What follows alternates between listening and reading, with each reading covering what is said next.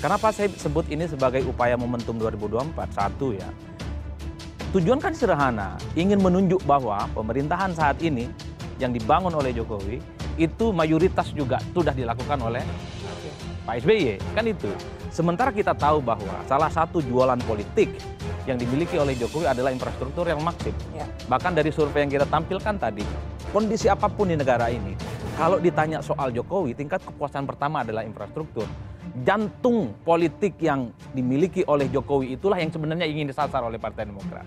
Satu sisi ingin bilang bahwa jantung kepuasan publik terhadap Jokowi itu sebenarnya dilakukan oleh SBY. Indonesia saat ini tidak sedang baik-baik saja karena hanya sebatas gunting kita.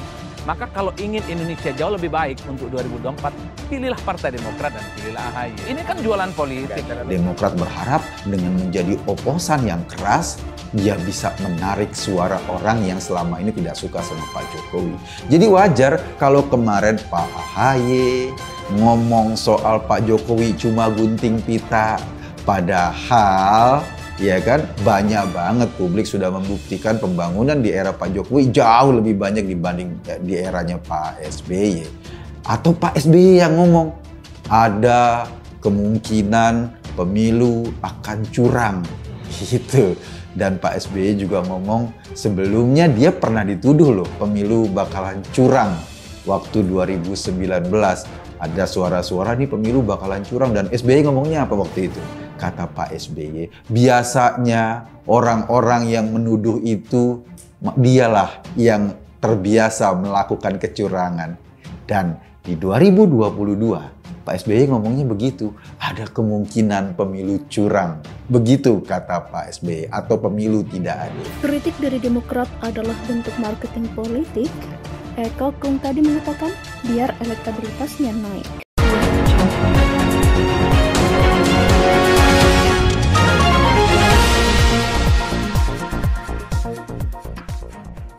Kritik dari Partai Demokrat menjelang Pilpres 2024 menurut Eko Kung tadi adalah salah satu strategi agar elektabilitas partai dan pentolan partai Ketua Umum Demokrat Agus Harimurti Yudhoyono atau AHY naik. Jadi kalau sekarang misalnya teman-teman dari Partai Demokrat itu antusias mengkritisi Pak Jokowi atau mengkritisi pemerintahan Pak Jokowi itu sebagai suatu hal yang wajar, kata Eko.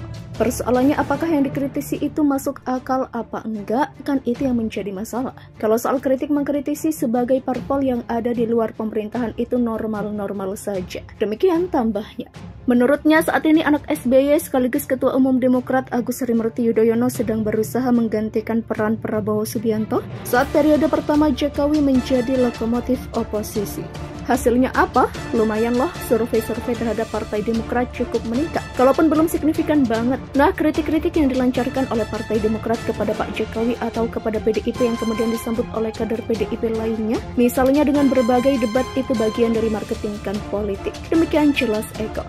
Eko bersuara menurutnya gimmick-gimmick politik yang dimainkan oleh partai politik ujung-ujungnya untuk menarik suara, menarik simpati. Hal yang sama dilakukan oleh Anies Baswedan. Misalnya ketika dia disudahi karirnya sebagai Menteri Pendidikan Indonesia, ia merasa pertarungan politiknya di tempat lain. Demikian kata dia.